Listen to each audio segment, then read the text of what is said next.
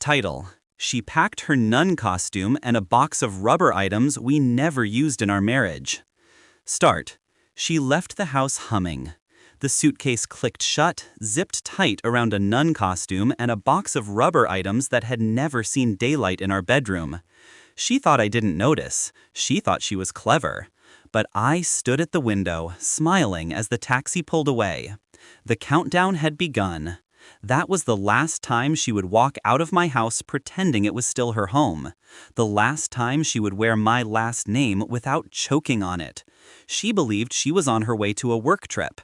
She had no idea she was driving straight into the coffin of her career, her reputation, and the marriage she had gutted with her lies. For 11 years, I thought we were a team.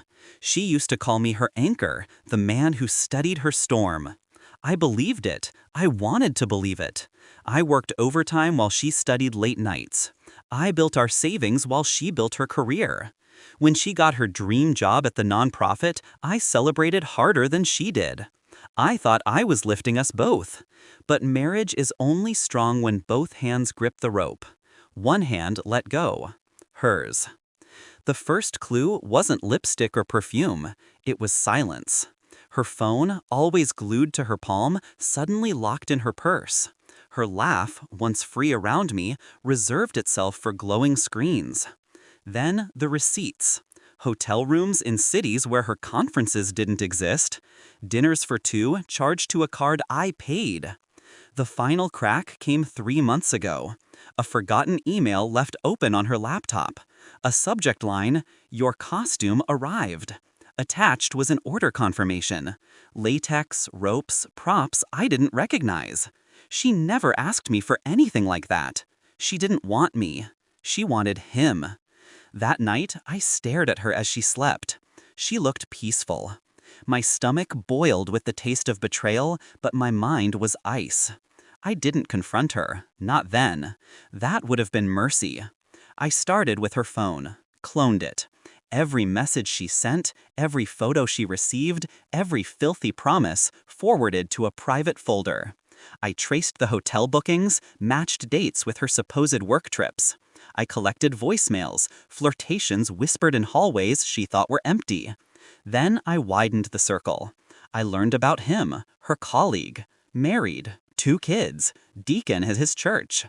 They thought their games were harmless, tucked away behind conference doors and false receipts. But I play long games, and I don't make mistakes. I hired a private investigator for confirmation, photos, videos, enough evidence to drown them both. At the same time, I called a lawyer. I shifted funds, prepared accounts. By the time the storm hit, she would be penniless, divorced, and jobless. I didn't tell a soul. Silence was my weapon. The night she left with her suitcase, my plan went live. Step 1. Exposure.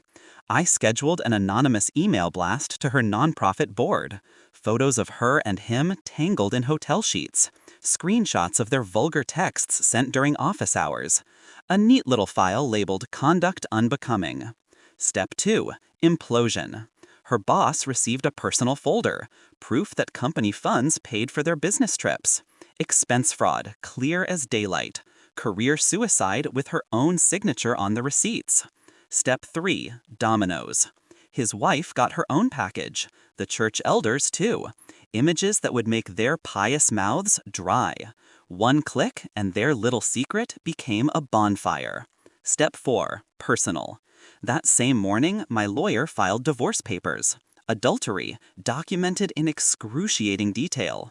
Every court, every judge would side with me. Assets locked in my name. The house, mine. The accounts emptied. She'd walk back into nothing. She called me 2 days later. Her voice trembled, the mask stripped away. "They fired me. How could you?" I didn't answer. "Everything's gone. He won't even talk to me. His wife, she showed the pictures to everyone." I stayed silent. Finally, her voice cracked. "Please, we can fix this. I'll come home. Home?" She didn't have one anymore. Not here. Not anywhere. I let her sob into the line until she realized she was talking to a ghost. Then I hung up. She walked out with a costume and a box of toys. She came back to ash. The whispers spread through her circle.